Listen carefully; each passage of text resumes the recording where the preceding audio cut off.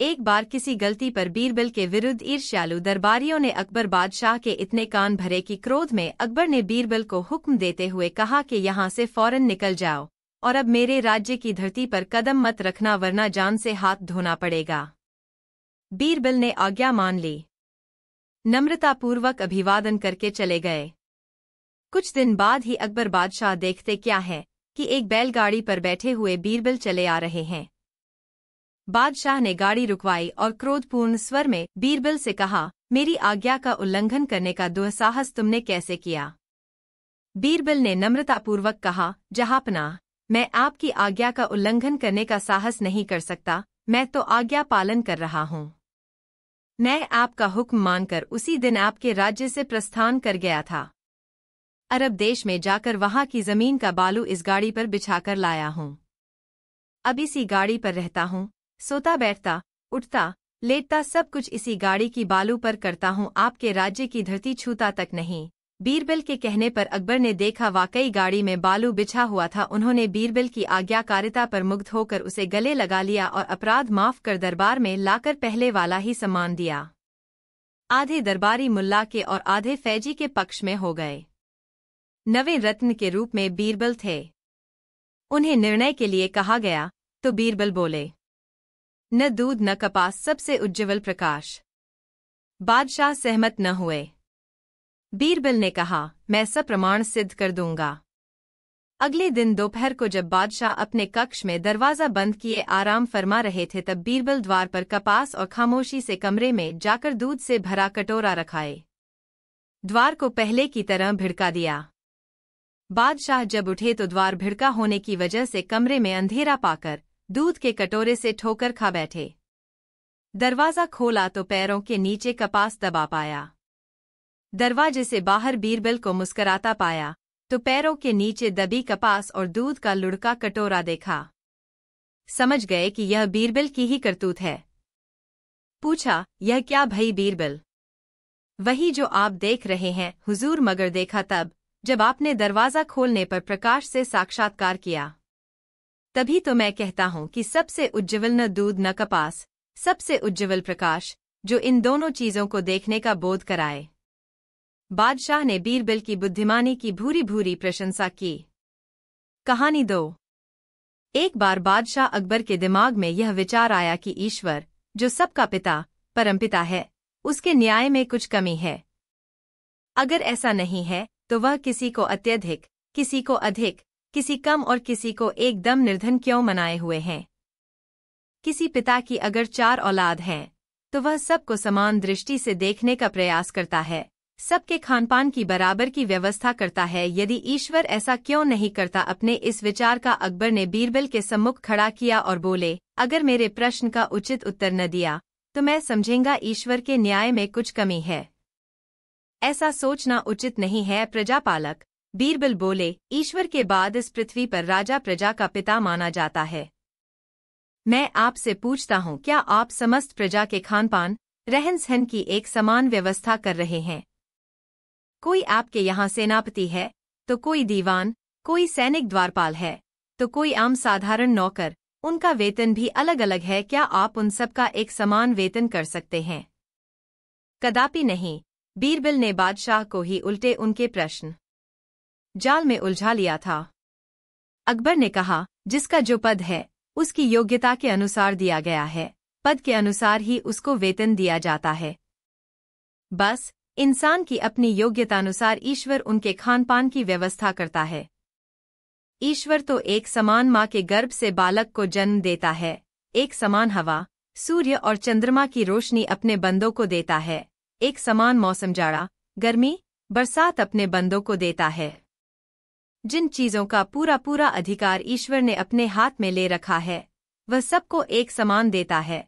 जिन चीजों का अधिकार उसने अपने नुमाइंदों अर्थात आप जैसे लोगों के हाथों सौंप रखा है उसमें पक्षपात होता है तो इसमें दोष ईश्वर का नहीं है, उन नुमाइंदों का है जो राजकाज चलाते हैं। बादशाह बुरी तरह झेंप उठे।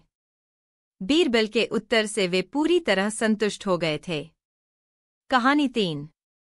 बादशाह ने बीरबल को हुक्म दिया कि देश के सब मूर्खी की सूची बनाकर लाई जाए।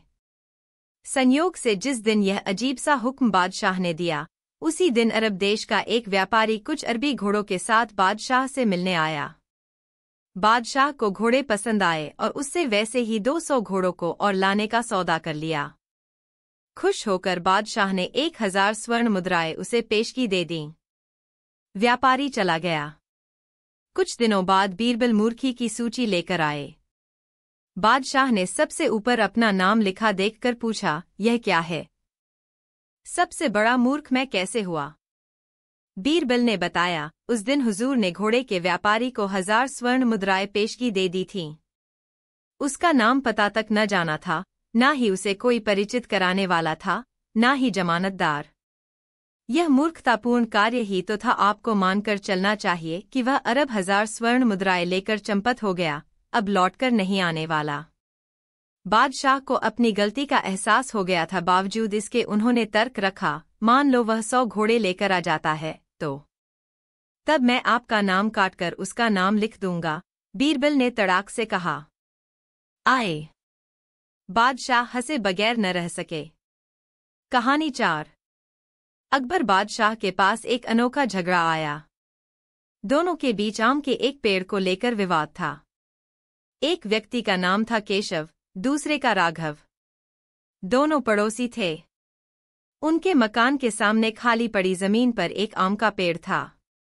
आम के पेड़ पर उसी वर्ष बौर आकर फल लगे थे। केशव कहता था पेड़ मेरा है, राघव का दावा था पेड़ उसका है। सबसे बड़ी दिक्कत यह थी कि 2 माह पूर्व पेड़ की रखवाली के लिए एक नौकर रखा गया था। नौकर का कहना था पेड़ के फलों की रखवाली के लिए उसे दोनों ने ही नौकर रखा है, उन्हें वेतन दोनों से आधा आधा मिला। अतः वह नहीं कह सकता कि पेड़ का असली मालिक कौन है। बादशाह ने उनका फैसला करने की जिम्मेदारी बीरबल पर छोड़ दी। बीरबल ने दोनों की बात सुनी। दोनों ही अपने अपने दावे से टस से मस न हुए। रखे गए नौकर की बात अपनी जगह अटल थी। वह दोनों को दावेदार मानता था। अड़ोसी पड़ोसी लोगों को बुलाकर पूछा गया तो कोई विश्वास के साथ न कह सका कि आम के उस पेड़ का असली हकदार कौन है। चूंकि केशव और राघव अड़ोसी पड़ोसी थे, अतः आम के पेड़ के नीचे बैठते उठते पानी देते दोनों ही देखे जाते थे, पर आधे आधे के हकदार बनने को तैयार न थे। न्याय उचित रूप से करना था। तब बीरबल ने दोनों दावेदारों को वहां से जाने की आज्ञा देकर अगले दिन आने को कहा। रखवाले नौकर को अपने यहां रोककर बीरबल ने कहा वे फैसला देने तक चौकीदारी स्वयं करा लेंगे। रात के कोई 8-9 बजे के करीब अपने 2 विश्वस्त नौकरों को पेड़ की रखवाली के लिए भेजते हुए उन्हें कुछ बात बीरबल ने समझाई। उनके पीछे रखवाले चौकीदार को पहले केशव के यहां भेजकर बीरबल ने कहलवाया, आम के पेड़ के नीचे कुछ चोर नजर आए हैं, वे रातों रात सारे फल तोड़ ले जाना चाहते हैं, चलकर उन्हें देखो। केशव उस समय घर पर था, नहीं पत्नी थी। उसने संदेश सुना और बोली, उनको आने दो, भेज दूंगी। रखवाले चौकीदार ने राघव के यहां जाकर उसी अंदाज से बीरबल की सिखाई बात कही। इत्तेफाक से राघव भी उस समय घर पर न था। रखवाले चौकीदार के संदेश दे आने के बाद बीरबल के भेजे दोनों विश्वस्त व्यक्ति केशव और राघव के घर के पीछे दीवार की ओट में अंधेरे का लाभ उठाकर छुप गए। केशव घर आया तो उसकी पत्नी ने रखवाले चौकीदार की बात बताई। केशव बोला, खाना लगाओ, बगैर खाए पिए कौन चोरों से मुकाबला करने जाए। जो कुछ होगा सुबह देखा जाएगा, और फिर कौन सा पेड़ मेरा है, क्यों अपनी जान खतरे में डालने जाओ। चोर फल चुराने आए हैं तो हथियारों से लैस भी होंगे। यह कहकर खाना खाकर केशव पलंग पर फैल गया। दूसरी ओर राघव के घराने पर उसकी पत्नी ने भी जब चौकीदार का संदेश दिया तो उसने लपक कर झट लाठी उठाई और बाहर की ओर लपका। पत्नी बोली, खाना तो खाते जाइए। राघव बोला, खाना तो वापस आकर भी खाया जा सकता है, पर चोरों ने फल चुरा लिए तो उसे लौटाया नहीं जा सकता। इतने वर्षों की मेहनत के बाद पेड़ पर फल आए, उनकी हिफाजत जरूरी है। दोनों की बातें सुनकर बीरबल के विश्वस्त नौकर ने बीरबल को जानकारी दी। अगले दिन जब केशव राघव फैसला सुनने बीरबल के पास पहुंचे तो बीरबल के सामने बात काफी हद तक साफ थी। फिर भी सच्चा न्याय देने के लिए उन्होंने कहा, काफी सोच विचार के बाद मैं इस निष्कर्ष पर पहुंचा हूं कि वह पेड़ तुम दोनों के झगड़े की जड़ है। अतः सारे फल तुड़वा लिए जाए और पेड़ को काटकर वहां की जगह साफ करा दी जाए। रुककर केशव से पूछा, क्यों केशव, क्या ख्याल है?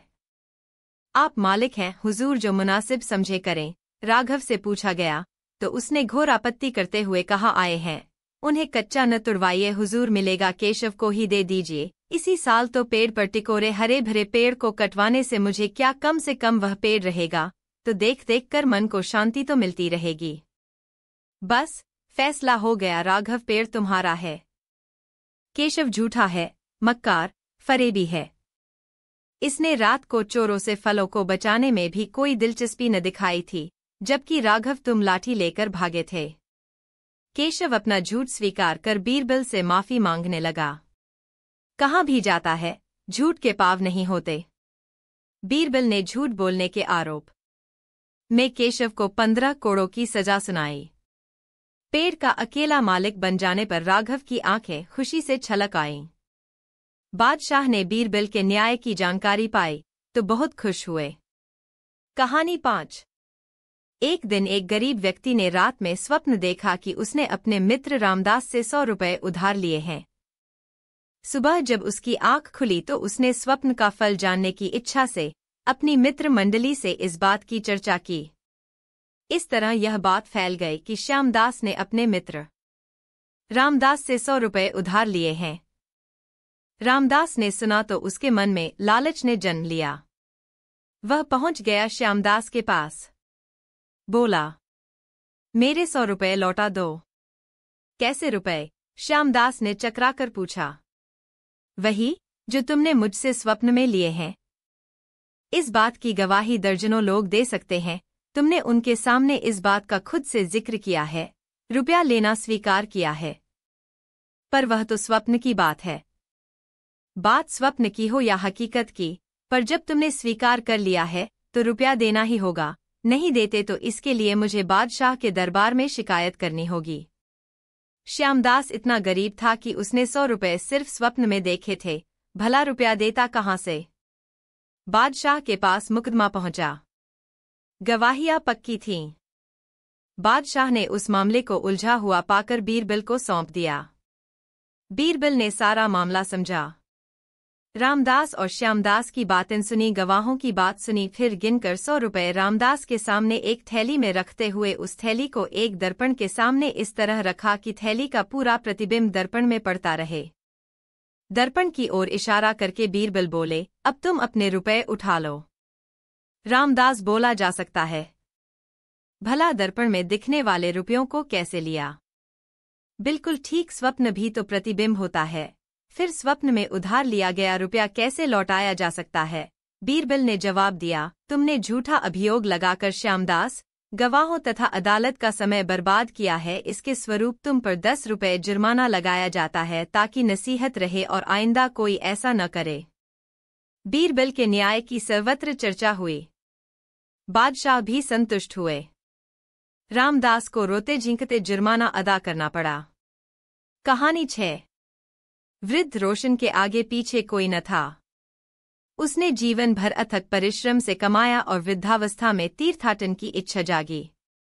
उसके पास तीर्थाटन खर्च के अलावा भी 1000 अशर्फियां बचीं, जिन्हें उसने अपने जीवन के सबसे विश्वस्त मित्र दीनानाथ के पास बतौर अमानत रखकर तीर्थाटन जाने की तैयारी की। उसने कहा, अगर मैं लौट कर आ जाऊं तो इस अमानत को ले लूंगा मित्र। यदि मरमरा जाऊं तो इस धन में से कुछ को पुण्य कार्य में लगाकर शेष को अपने कार्य में ले लेना। रोशन के मुकाबले दीनानाथ की आर्थिक व्यवस्था काफी दयनीय थी। अशर्फिया हाथ आई देखी तो सोचा ईश्वर ने छप्पर फाड़ कर वह धन दिया है। रोशन तीर्थ यात्रा पर जा रहा है। वह बूढ़ा था। आगे पीछे कोई न था।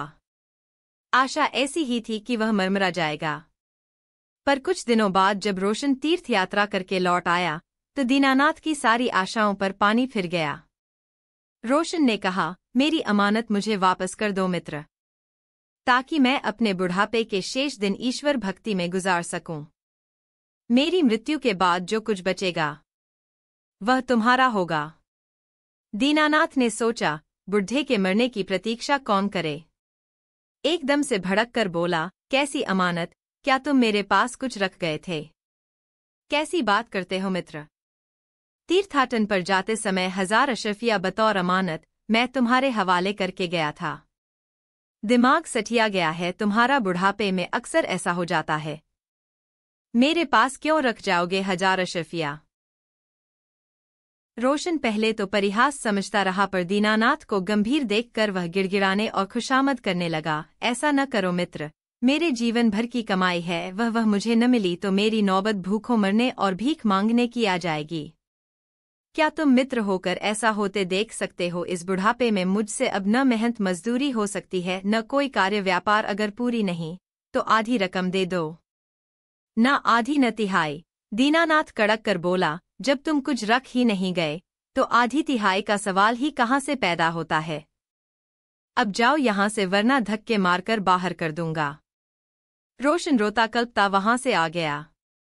लोगों से कहा, पर उसके कथन पर विश्वास करते हुए भी कोई इंसाफ न दिलवा सका, क्योंकि रोशन ने वह रकम सिर्फ मित्र के विश्वास के भरोसे दी थी। ना ही कोई गवाह था, ना ही ऐसा व्यक्ति जिसके सामने उस धन को देने का कभी जिक्र आया हो। अंत में लोगों ने रोशन को बादशाह अकबर के दरबार में न्याय के लिए जाने की सलाह दी। रोशन ने बादशाह के दरबार में अर्जी लगाई। मुकदमे की सुनवाई हुई। दीनानाथ की तलबी हुई। दीनानाथ के मुकर जाने पर बादशाह और दरबारी पशोपेश में पड़ गए। किसी गवाही के न होने से मामला और भी उलझ गया। अंत में बादशाह ने कहा, बीरबल अब तुम अपनी अक्ल लड़ाओ और रोशन को न्याय दो। मैं तो हार मान गया भई, रोशन के कथन पर मुझे विश्वास होता है, पर बगैर गवाही सबूत के न्याय कैसे करूं? मैं कोशिश करता हूं बंदा परवर, बीरबल ने कहा और मुकदमा पूरी तरह से अपने हाथ में ले लिया। बीरबल ने नए सिरे से सुनवाई की। दोनों के कथन में कोई नई बात सामने नहीं आई। बीरबल ने रोशन से कहा, तुमने यह धन दीनानाथ को कहाँ दिया था?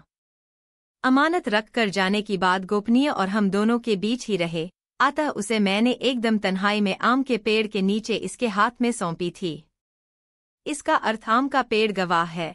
बीरबल बुदबुदाए, पहले बताया होता, खैर अब भी कुछ नहीं बिगड़ा। उस आम के पेड़ के पास जाओ और कहो उसे गवाही के लिए दरबार में चलना है, वह न आए तो बादशाह सलामत का नाम लेकर कहना कि उसे गवाही के लिए बुलाया है। अगर उस पर भी न आने को राजी हो तो मेरा नाम लेना, मुझे विश्वास है वह झट तुम्हारे साथ आने को रजामंद हो जाएगा। रोशन आम के पेड़ को गवाही के लिए बुला लाने के लिए चल पड़ा। बीरबल एक पुरानी सी किताब के पृष्ठ पलटते हुए व्यस्त होने का बहाना बनाए हुए थे। दीनानाथ सामने बैठा मन ही मन बीरबल की मूर्खता पर हंस रहा था और सोच रहा था कि भला पेड़ भी गवाही के लिए आ सकता है। कुछ देर बीतने के बाद बीरबल ने अनायास ही पूछा, पता नहीं कितनी देर लगेगी, रोशन वहां तक पहुंच गया होगा या नहीं? अभी नहीं, कुछ देर और लगेगी, दीनानाथ के मुंह से बेसाख्ता निकल गया। बीरबल ने उसकी बात पकड़ ली। मुस्कराकर किताब के पृष्ठ पलटते बैठे, प्रतीक्षा करते रहे। रोशन लौट कर आया। चिंता के चिन्ह उसके चेहरे पर स्पष्ट देखे जा सकते थे। आकर उसने बताया, मैंने जाकर आम के पेड़ से वह सब कहा जो आपने कहा था दीवान जी, पर पेड़ पर कोई प्रतिक्रिया न हुई। कैसे नहीं हुई? बीरबल बोले, वह तुम्हारे पीछे आकर गवाही दे गया और तुम्हारे पक्ष में दे गया। पेड़ की गवाही? दीनानाथ चौंका, मैं यहाँ आपके सामने बैठा हूँ, अगर पेड़ गवाही देने आता तो मैं न देखता। बीरबल ने मुस्कराकर कहा, तुमने देखा नहीं पर स्वीकार तो किया ही है, यही उस पेड़ की गवाही है। जब मैंने पूछा कि पता नहीं कितनी देर लगेगी, रोशन वहां तक पहुंच गया होगा या नहीं, तब तुम कह बैठे अभी नहीं, कुछ देर और लगेगी। तुम्हें कैसे पता कि वह पेड़ कहाँ है? जहां अमानत देने की बात रोशन ने कही थी, जाहिर है दिशा और दूरी का सही अंदाज तुम्हें उसी हालत में हो सकता था जब तुम रोशन के साथ वहां तक गए होते। बात साबित हो चुकी है। अब अमानत की बात शराफत से स्वीकार कर लो, वरना हंटरों की मार से चमड़ी उधेड़ दी जाएगी, तुम्हारे घर को खोदवा कर फिंकवा दिया जाएगा और वह धन जहां रखा होगा ढूंढ लिया जाएगा। दीनानाथ हाथ जोड़कर बीरबल के कदमों पर गिर पड़ा। गिड़गिड़ाकर बोला, मुझे क्षमा कर दे, मेरे मन में लोभ आ गया था। मैं इसका सारा धन वापस करने को तैयार हूँ। बीरबल ने बादशाह और दरबारियों को भी बुला लिया। बीरबल की सूझबूझ की बादशाह ने तारीफ की। रोशन को दीनानाथ से उसकी अमानत दिलवाई और दीनानाथ को अमानत में खयानत करने का राजदंड दिया। कहानी 7। अकबर बादशाह अक्सर बुद्धिमत्तापूर्ण प्रश्न अपने दरबारियों से पूछकर अपना ज्ञान बढ़ाया करते थे। एक दिन उन्होंने दरबारियों से प्रश्न किया, सबसे प्यारी चीज क्या है? दौलत, एक बोला। दौलत का प्यार ऐसा होता है कि इंसान उसे कमाने के लिए वतन से बेवतन हो जाता है। इज्जत, दूसरे ने कहा, को भी दाव पर लगा देता है। जन्नत, तीसरे ने कहा, इज्जत बचाने के लिए आदमी दौलत, जन्नत की सैर के लिए इंसान इस संसार में सब कुछ न्योछावर करने को तैयार रहता है। संतान, चौथे ने कहा, संतान के प्यार में अंधा होकर इंसान झूठ बेईमानी तक कर डालता है। बीरबल की बारी आने पर उसने बताया, सबसे प्यारी इंसान के लिए उसकी जान होती है, आलमपनाह जान पर बनाने पर वह अपनी औलाद की भी परवाह नहीं करता। बीरबल की इस बात पर चे में गोया होने लगीं। बादशाह ने कहा, इस बात को सिद्ध करके दिखा सकते हो बीरबल? क्यों नहीं जहांपनाह, बीरबल बोले, मैं सिद्ध करके दिखाऊंगा। और फिर बीरबल के कहने पर किले में एक हौज को खाली करवाकर उसका पानी निकलवा दिया गया। हौज की गहराई बहुत काफी थी। पानी से खाली कराने के बाद उस हौज में एक ऐसी बंदरिया को पकड़वाकर उसमें डलवा दिया गया जो अपने बच्चे को पेट से चिपकाए चिपकाए फिरा करती थी। बंदरिया ने टैंक में पहुंचकर काफी उछलकूद की, मगर बाहर न आ सकी। बीरबल के इशारे पर उस हौज में पानी छोड़ा जाने लगा। पानी भरते देख बंदरिया पानी से बचने के लिए सूखे में जाने लगी। फिर जब पानी इतना भर गया कि उसके पेट तक आने लगा तो उसने बच्चे को पीठ पर कर लिया। जब पानी और बढ़ा तो उसे हाथों में उठाकर खड़ी हो गई। पानी बढ़ता ही जा रहा था, यहाँ तक कि बंदरिया डूबने लगी। उसके सिर तक पानी पहुंच गया, उसके पैर भी उखड़ने लगे। तब उसने अपने आप को बचाने के लिए उस बच्चे को नीचे फेंक दिया जिसे पेट से चिपकाए फिरती थी। इतना ही नहीं, बच्चे को नीचे फेंक दिया और उसके ऊपर खड़ी हो गई जिससे वह बची रहे। अपनी बात साबित करते ही बीरबल के कहने पर हौज का निचला ढक्कन खोल दिया गया जिससे पानी निकल जाए। इस घटना को देखकर बादशाह की आंखें फटी की फटी रह गईं। वह मान गए कि वाकई सबसे प्यारी चीज जान होती है। अपनी जान बचाने के लिए प्राणी किसी की भी परवाह नहीं करता। कहानी 8। एक दिन बादशाह ने, एक, जो यहाँ हो वहाँ नहीं। 2, जो वहाँ तो हो यहाँ नहीं। 3, जो यहाँ भी नहीं वहाँ भी नहीं। 4, जो यहाँ और वहाँ दोनों जगह हो। इन चारों के बारे में स्पष्ट करने को कहा। जब अन्य लोग उसकी गूढ़ता समझ न सके तो बीरबल ने 2 दिन की मोहलत मांगते हुए कहा, जहांपनाह, मैं 2 दिनों में इन चारों चीजों को आपके सामने हाजिर कर दूंगा। 2 दिनों के बाद बीरबल ने एक वेश्या, एक साधु, एक भिखारी और एक दानवीर सेठ को बादशाह के सम्मुख ला उपस्थित किया। बादशाह ने भरे दरबार में रहस्य पूछा तो बीरबल ने बताया, यह वेश्या है जो यहाँ तो सुखी और संपन्न है, सुख इसके कदमों में बिछा है, परंतु यह पाप करती है, अतः यह यहाँ तो है पर इसकी जगह स्वर्ग में नहीं होगी। इस तरह बीरबल ने पहले सवाल को हल कर दिया था। दूसरे सवाल को हल करने के लिए उन्होंने साधु को आगे करते हुए, ये साधु महाराज हैं जो तप और साधना करके कष्ट भोग रहे हैं, कहा ये दुनिया में आकर यहाँ के सुखों से दूर रहने की चेष्टा कर रहे हैं, क्योंकि इन्हें आशा है कि अपने इस लोक के कर्मों का फल ये परलोक में प्राप्त करेंगे। इस प्रकार जो शारीरिक कष्ट ये यहाँ भोग रहे हैं, इसके बाद वहाँ यानी कि परलोक में नहीं भोगेंगे। तीसरे प्रश्न के उत्तर में भिखारी को आगे करते हुए बीरबल ने, यह भिखारी अत्यंत दरिद्र जीवन व्यतीत करता हुआ यहाँ भी कहाँ सिर्फ भिक्षा पर जीवन गुजार रहा है, ईश्वर की भक्ति से दूर है, अतः यहाँ भी दुख भोग रहा है, अच्छे कार्य न करने के कारण वहाँ भी दुख भोगेगा।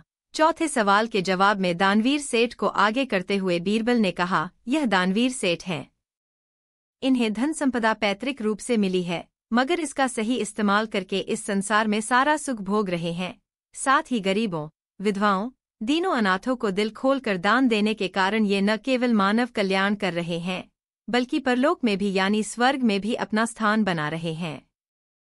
अतः ये यहाँ सुखी रहते हुए वहाँ भी सुखी रहेंगे। बादशाह की चारों बातें पूरी हो गई थीं। वे प्रसन्न हुए। उन्होंने वेश्या को वहां तक आने का मुआवजा, साधु को सम्मान, भिखारी को दान और सेठ को उपाधि देकर वहां से विदा किया। कहानी 8। बादशाह अकबर के राजमहल में एक मुहल्गा बुद्धिमान खोजा हिजड़ा था। उसका काम जनान खाने की देखरेख करना था। बेगमों के साथ वह पर्दे की ओट से बीरबल की बुद्धिमत्ता की बातें सुनता था और मन ही मन जलता था। बादशाह का मुहल्गा होने के कारण एक दिन उसने बादशाह से कहा कि वह बीरबल से 3 सवालों का उत्तर चाहता है। यदि बीरबल उसके उत्तर दे सके तो उनकी बुद्धिमत्ता स्वीकार कर लेगा। बादशाह ने उसे इजाजत दे दी। खोजा ने दरबार में उपस्थित होकर सबके सामने बीरबल से 3 सवाल किए। 1. जमीन का बीज कहाँ है? 2. आकाश में कितने तारे हैं? 3. जमीन पर कितने मर्द हैं? उसके प्रश्न सुनकर बीरबल मन ही मन मुस्कराए। सोचा जैसे प्रश्न किए गए हैं वैसे ही उत्तर देने चाहिए। वे उत्तर देने के लिए खड़े हुए और कहना शुरू किया। पहले प्रश्न का उत्तर यह है, आलमपनाह की जमीन का बीज यहाँ है। वे 2 कदम पीछे हटे और जमीन पर एक जगह पैर मारते हुए बोले, अगर खोजा को यकीन न हो तो वह नापतोल करके देख सकता है। खोजा चुप रहा। बीरबल बोले, उसके वश की बात कहाँ थी नापतोल करना। दूसरे प्रश्न, आकाश में कितने तारे हैं? का उत्तर यह है कि खोजा के सिर में जितने बाल हैं आकाश में उतने ही तारे हैं। अगर यकीन न हो तो खोजा अपने सिर के बाल मुंडवाकर गिनवाए और उसके बाद तारों की गणना करा ले। गिनती एक भी कम या ज्यादा न होगी। खोजा इस बार बगले झांकने लगा। भला सर के बाल मुंडवाना, गिनवाना और फिर तारों की गणना कराना उसके बूते की बात कहाँ थी। तीसरे प्रश्न, जमीन पर कितने मर्द हैं? का उत्तर यह है, आलमपनाह कि मैंने कई बार जमीन के मर्दों की गणना करने की कोशिश की पर मर्द और औरत के बीच के इन हिजड़ों की वजह से हमेशा गिनती में फर्क आ गया। आज तक तय ही नहीं कर पाया कि इन बीच के लोगों को किस गिनती में रखा जाए, औरत या मर्द। अब अगर इस धरती के समस्त हिजड़ों को मरवा दिया जाए तो सही गिनती हो जाएगी। बीरबल की बात पूरी होनी थी कि हिजड़ा अपना मुंह छुपाए जनान खाने की ओर भाग गया। जाहिर सी बात थी उसने हार स्वीकार कर ली थी। बादशाह बहुत प्रसन्न हुए। कहानी 9। एक दिन बादशाह अकबर ने परिहास में कहा, क्या वजह है बीरबल की भगवान स्वयं किसी भक्त की पुकार पर नौकर चाकर को साथ लिए बगैर नंगे पैर उसे बचाने दौड़ पड़ते हैं। इसका संतोषजनक उत्तर दो। बादशाह अकबर धर्म सहिष्णु बादशाह थे। हर धर्म का सम्मान करते थे। बीरबल भी इस बात को समझ गए थे कि बादशाह के प्रश्न में कोई धार्मिक कटाक्ष नहीं बल्कि उनकी बुद्धि परख की परीक्षा है। बीरबल ने कहा, आपका प्रश्न उचित है श्रीमान। मैं उचित अवसर पर सप्रमाण इसका उत्तर दूंगा। ठीक है। बीरबल ने उस नौकर से बात की जो बादशाह के पोते को संभालता था, गोद में खिलाया करता था।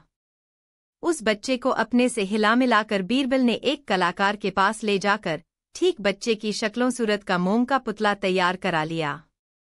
बच्चे की देखरेख करने वाले नौकर को मोम का पुतला देते हुए बीरबल ने कहा, इसे बादशाह के पोते के कपड़े पहनाकर तालाब की तरफ ले जाना। यह उस समय करना जब संध्या समय मैं बादशाह सलामत के साथ तालाब के आसपास चहलकदमी करता हूँ। बच्चे को गोद में लिए प्यार करते करते तुम अपना पैर फिसलाकर तालाब में इस तरह गिरना कि मोम का पुतला रूपी बच्चा छिटक कर दूर तालाब में गिरे। इस काम के बदले तुम्हें बहुत सारा इनाम दिया जाएगा। नौकर मान गया। उसने बीरबल का साथ देना स्वीकार कर लिया। उसे यकीन था कि बेशक फांसी की सजा हो जाए पर बीरबल उसे बचा ही लेंगे। योजनानुसार नौकर बादशाह के पोते रूपी मोम के पुतले को तालाब पर ले गया। बादशाह और बीरबल तालाब से कुछ दूर बगीचे की घास में बैठे बातें कर रहे थे। बातें करते करते बादशाह अपने पोते को खिलाने वाले नौकर को भी देख लेते थे।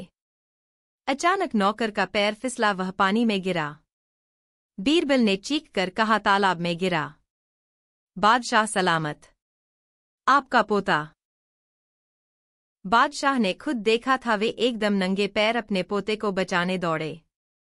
जाकर नौकर और मोम के पुतले रूपी बच्चे को तालाब में कूदकर बचाया। पर जब बच्चे की बजाय मोम का पुतला देखा तो उन्हें गुस्सा आ गया। बीरबल झट बोल पड़े, जहाँपनाह यह मेरी युक्ति थी, नौकर पर आप खफा न हो। अब आप स्वयं बताए, जहाँ पर आप बैठे थे वहाँ आपकी जूतियाँ भी थी, आप बगैर जूतियाँ पहने बच्चा बचाने दौड़ पड़े। महल में नौकर चाकर भी थे, पर उन्हें बुलाने के बजाय आप खुद पानी में कूद पड़े। मैं जानना चाहता हूँ आपने ऐसा क्यों किया? बच्चे के मोहवश बादशाह का जवाब था। बस, भगवान भी अपने भक्तों से इतना ही मोह रखते हैं जितना आप अपने पोते से रखते हैं। वे भी अपने भक्तों की पुकार पर उन्हें मुसीबत में फंसा देखकर बगैर जूतियों के, बगैर नौकर चाकर के उन्हें बचाने दौड़ पड़ते हैं। बीरबल की युक्ति बादशाह को न सिर्फ अपने सवाल का जवाब मिल गया था, बल्कि वे खुश भी हुए थे। कहानी 10। बादशाह को इस बात की जानकारी थी कि खाना खाने के बाद बीरबल को तनिक देर लेटने की आदत जरूर है। कारण पूछने पर बीरबल ने बताया, बुजुर्गों ने कहा है कि खाकर पड़ जा, मार कर हट जा, अर्थात खाना खाकर लेट जाने और किसी से झगड़ा लड़ाई होने पर मारकर भाग जाने से स्वास्थ्य बनता है, खतरा टलता है। बादशाह अकबर एक बार कुछ लोगों के साथ शिकार को गए। जंगल में पड़ाव डाला। खाने पीने का प्रबंध भी वही था। दोपहर का खाना बादशाह के साथ ही बीरबल ने खाया। बादशाह को अचानक बीरबल की आदत का स्मरण हो आया। उन्होंने मन ही मन तय किया कि आज बीरबल को खाने के बाद लेटने नहीं देंगे। आधा खाना खाते ही अकबर ने हुक्म सुनाया, मेरे साथ तुरंत शिकार पर चलो। बीरबल, मैंने अभी अभी पूर्वी दिशा से सिंह गर्जना सुनी है। शिकारी पोशाक और शिकारी साजोसामान धारण कर फौरन चलता हूँ। आलम्पना कहते हुए बीरबल अपनी छोलदारी में जा घुसे। 1 मिनट बाद बीरबल बाहर न निकले तो छोलदारी का पर्दा उठाकर बादशाह ने अंदर कदम रखा। देखते क्या है, बीरबल लेटकर चूड़ीदार पाजामा पैरों में चढ़ा रहे हैं। तुमने मेरी आज्ञा का पालन नहीं किया, खाने के बाद लेटने की आदत से बाज नहीं आए? अकबर ने क्रुद्ध स्वर में पूछा। लेटा कहा, जहाँपना पजामा चढ़ा रहा हूँ। इसे खींचकर चढ़ाना पड़ता है, अतः पीठ टिकानी जरूरी हो जाती है। बीरबल ने सफाई दी। बादशाह मुस्करा दिए। वे साफ देख चुके थे चूड़ीदार पाजामा पैरों में चढ़ाने के बहाने बीरबल ने लेट यान की थी। कहानी 11। अकबर बादशाह ने एक दिन बीरबल से पूछा, हमारे राज्य की जनता बहुत सुखी है, राज्य में समृद्धि है। मेरा ऐसा मानना है कि पूरे राज्य के लोग ईमानदार होंगे। इस बारे में तुम्हारा क्या ख्याल है? राजनीति के अनुसार राजदंड के डर से ही जनता ईमानदार रहती है, अन्यथा उसे जब भी अवसर मिले बेईमान होने से नहीं चूकती। मैं नहीं मानता। आजमाकर देख लीजिए। तुम ही साबित करो। आप एक फरमान लिख कर दे, मैं ढिंडोरा पिटवा देता हूँ कि एक भोज आयोजित करने के लिए हुकूमत की ओर से दूध का प्रबंध किया जाना है। हर किसी को हुक्म दिया जाता है कि अमुक जगह के हौज में रात 8 बजे से सुबह 4 बजे तक हर कोई 1 लोटा दूध लाकर डाले और हौज को दूध से भर दे। बादशाह ने फरमान जारी कर दिया। फरमान के मुताबिक राजदरबारी भी 1-1 लोटा दूध हौज में डालने एक साथ गए। जनता लोटा लेकर अंधेरे में हौज में दूध डालने आने लगी। पर आने वालों में हर किसी ने सोचा था कि लोग तो दूध डालेंगे ही, ऐसे में अगर वह अपनी ओर से 1 लोटा पानी डाल देगा तो किसको पता चलेगा? नतीजा यह हुआ कि सुबह जब हौज देखी गई तो वह भरी हुई तो थी, मगर दूध से नहीं, पानी से। पानी में हल्की सफेदी थी, वह भी इसलिए कि दरबारियों ने एक साथ जाकर आगे पीछे दूध ही डाला था। बादशाह ने देखा तो तंग रह गए। बीरबल ने कहा, बादशाह सलामत, सफेदी महज दरबारियों के दूध की है, और यदि मैं कहूँ दरबारियों के बजाय साथ जाकर दूध डालने की है तो ज्यादा मुनासिब होगा। अगर दरबारियों को भी अलग अलग दूध डालने का मौका मिलता तो शायद हौज में एक बूंद भी दूध न होता, सब पानी ही पानी होता। अतः मेरा फिर कहना है, बिना राजदंड के कानून चला नहीं करता। बीरबल की बुद्धिमत्ता की बादशाह ने प्रशंसा की। कहानी 12। बादशाह अकबर के बारे में कहा जाता है कि एक समय में वे काफी मात्रा में शराब का सेवन करने लगे थे। इससे राजकाज की देखरेख में व्यवधान आने लगा। बेगमों और कुछ स्वामी भक्त दरबारियों ने बीरबल को इस मामले में कोई तरकीब लड़ाने को कहा, जिससे बादशाह की अधिकता से शराब सेवन की आदत छूट जाए।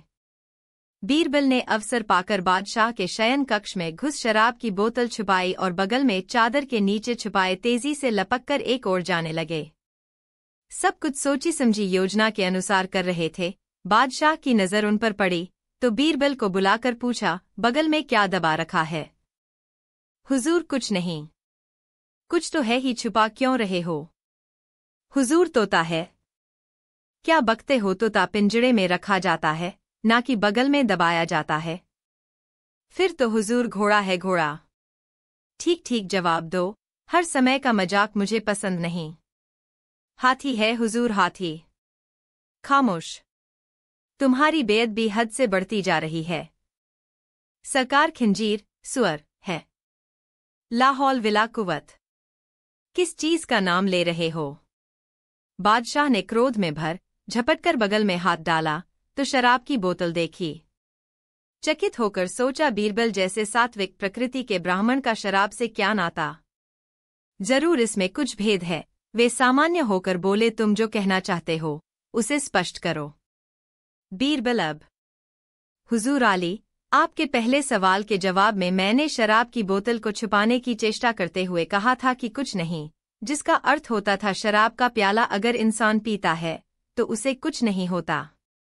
दूसरी बार पूछने पर मैंने बताया कि हुजूर तोता है, जिसका अर्थ है 2 प्याला पीने के बाद नशा इतना चढ़ जाता है कि तोते की तरह एक ही बात को इंसान रटने लगता है।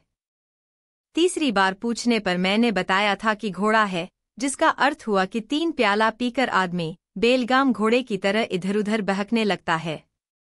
चौथी बार पूछने पर मैंने बताया हाथी है, जिसका अर्थ हुआ 4 प्याला पीकर इंसान मतांध हाथी की तरह निरंकुश हो जाता है। और 5वीं बार पूछने पर मैंने खिंजीर, सुअर का नाम लिया, जिसका अर्थ होता है 5 प्याला पीकर आदमी खिंजीर की तरह नाली में लौटने लगता है। एक बोतल में से, जैसा मैंने सुना है, 6 प्याले बनते हैं। अगर 6ठा प्याला कोई पी जाए तो बस उसके सारे ऐब सबके सामने आ जाते हैं, जैसे कि यह बोतल आपके सामने आ गई। अब आप खुद ही सोचें, शराब की अधिकता से सेवन आपके लिए कितना हानिप्रद है। बीरबल के तर्कपूर्ण कथन सुनकर बादशाह को हार्दिक पश्चाताप हुआ। उसी समय से उन्होंने शराब को हाथ न लगाने का प्रण कर लिया, जिसे उन्होंने सदा निभाया। बीरबल को सद्बुद्धि देने के एवज में उन्होंने पुरस्कृत किया।